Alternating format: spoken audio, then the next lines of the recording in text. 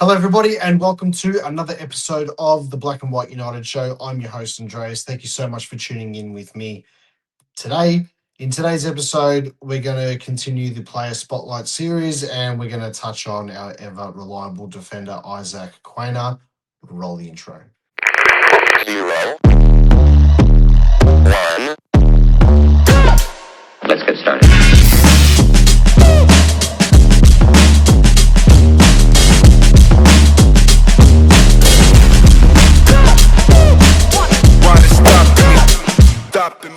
So Issac Quaynor finished third in the Collingwood Copeland Trophy. I think that's the JJ Royce Trophy off the top of my head. I can't remember exactly.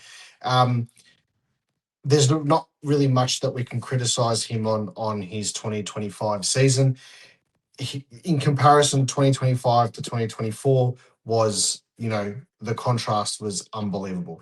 I think being elevated into the leadership group in 2024 may have been the extra added pressure that he probably didn't need at the time. He just came across. There was a few games where he played really well. That Adelaide game, obviously, where De Goey kicked the winner in 2024, that probably sticks out in my mind as one of his best games for that year. The one thing that really gets me is with the comparison that you can draw from the season just gone to 2024 was probably just his maturity. I think he embraced the role of being in the leadership group a lot more, and it became easier the second year round. His speed, his endurance throughout the season was, second to none. And, off the top of my head, thinking about last season or in 2025, sorry, there wasn't a game where you turn around and you thought to yourself, geez, he was crap today. Like Quaynor did not do anything today. You didn't have that moment in 2025 as opposed to 2024 where, it felt like he just went missing and he wasn't able to keep up with a lot of the other forwards. That being said, my theory is, and what I've concocted in my head over the past, few months, especially towards the back end of the season, is with his endurance. Now, I could be completely wrong here, but with his endurance, with his strength, with his burst of speed coming off, out of the back line, whether he's playing in the back pocket or the half back flank, is there a chance that he could potentially go in the midfield? Is there a chance of him having a season, whether it's this season, next season, where he could be the one that you chuck in the midfield? Or is he a bit slow in that sense, but off the flanks and out of the back pocket and stuff like that? That's where his bread and butter lies. I personally wouldn't mind seeing him go into the midfield at times throughout the season, whether it's just a pinch hit, whether it's just, to relieve a midfielder, but having that as maybe like a third option there. I don't know. I'm just thinking off the top of my head in that sense, but his development, especially in 2025, and where he came from, especially after winning the flag, he answered all his critics, and to finish third in the BNF in a preliminary final year, I think is just it's a credit to him. It's a credit to his conditioning and the way that he goes about it. I personally, though, would love to see someone like Issac Quaynor take it to the next level and become the Jordan De Goey of the defense, if that makes sense. Become that X factor. You know, Dan Houston's going to have more of a presence this season, and we've spoken about that before. We're going to do one on Josh Dacos, so I think he gets probably that more of that midfield role. Could it be a Harry Perryman? Where does Issac Quaynor fit in that equation, though? Is he just a permanent defender? He's the general in defense. Is he going to be the X factor for 2026? What do I want to see? Obviously, as I've said, I want to see him try and push up the ground a little bit more, be a bit more involved in the stoppages around the defense, which he already is, let's be fair, but really be in the nitty gritty of all that. Does he take a main forward? No. He probably takes the third or fourth forward in the opposition forward 50, but he's miles above what you would rank a third or fourth forward, which allows him to obviously come up the ground, be the receiver.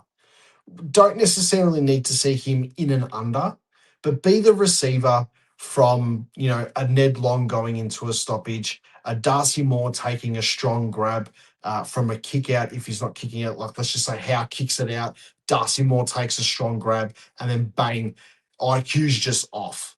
Like he's off. His football smarts, excuse the pun with the IQ. That's why I put it in the title and the thumbnail. But his football IQ is through the roof. And I think he's now stepping into the absolute elite categories of defenders. There's a reason why he's been nominated before in the All Australian squad.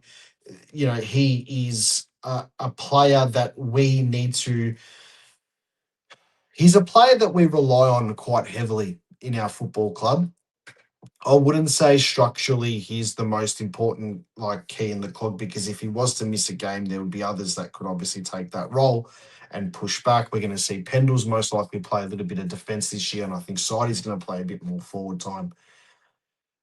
But Issac Quaynor can bring so much, especially the run that he brings. And if Josh was to play more midfield and Quaynor was to come up the ground a little bit more, and Houston was to do his thing on the opposite side of the ground, I think that's a fantastic combination. And it's a great equation of players and skill sets to have in those positions. There's not much of a downside, but I want to see him in 2026 push up the ground a hell of a lot more and become the De Goey of the defense, become the X factor, become the player in defense that causes so many problems.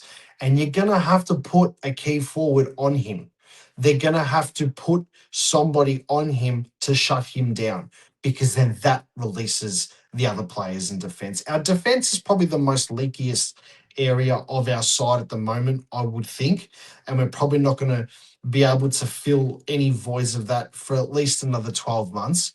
But with the players like TJ, Jacob Ryan, potentially a Joel Cochran who can come into the side and also help out if there's any injuries, I think Quaynor's leadership, being the vice captain of the club, his leadership there, it's only going to further help develop the other players that come in. If there is somebody that goes out, the next man that comes in, I mean, you've got someone there to look up to, which, we're very privileged to have him, and where he's come from getting picked up by us to now is, it's just a credit to the football club and the way they've gone about it. That's all I've got for today for Issac Quaynor. But in 2026, I want to see him push up the ground, become the X factor in defense, use his football smarts accordingly. And honestly, there's no reason that he couldn't make the All-Australian team in 2026. There's no reason he couldn't win our best and fairest in 2026. And even with Nick Dacos on the side, there's no reason why he couldn't. He can't be right up there again. So Issac Quaynor, you're in my player spotlight today. Make sure you drop a comment. Make sure you tell me what you think. Call it as you see it. And as always, go the Pies.